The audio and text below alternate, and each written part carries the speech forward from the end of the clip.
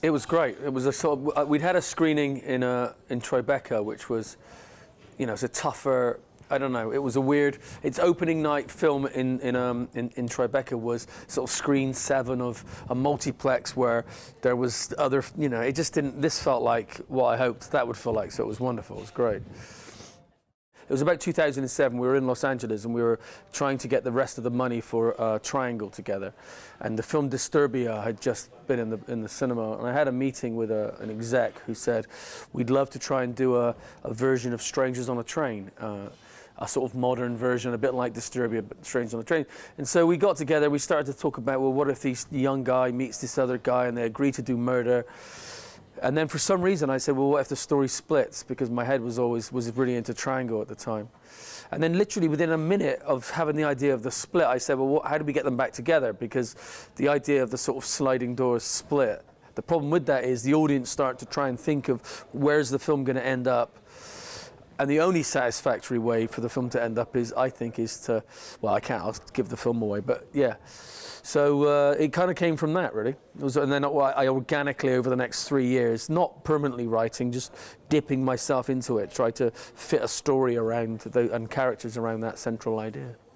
Yeah, I wanted it to have a sort of feel, I felt like the old Hitchcock movies, it should have a, you know, kind of a sort of 50s feel. So, you know, not film noir, but drawing upon more of the Birds, films like The Birds, films like The Swimmer, that kind of big wide-angle lens 50s film was the inspiration, which is difficult because when you're operating on just using really wide-angle lenses that we used, there are certain things you can't do. Usually when you're filming, you have I've made films where you have everything at your disposal. So you get the long lens and you can film from the other side and you go over shoulder with the characters.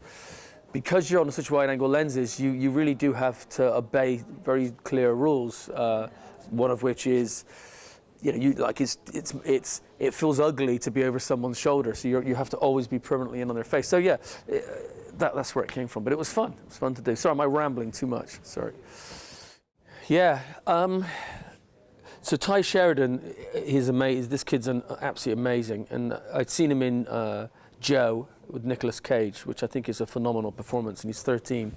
And then I realized, my God, he was also in Terrence Malick's Tree of Life, and then he was in Mud, and he's a little natural, you know. He's like James Dean, the kid. He's just can do it, and we want, you know, he's on the up. He's now the lead in the new Spielberg film.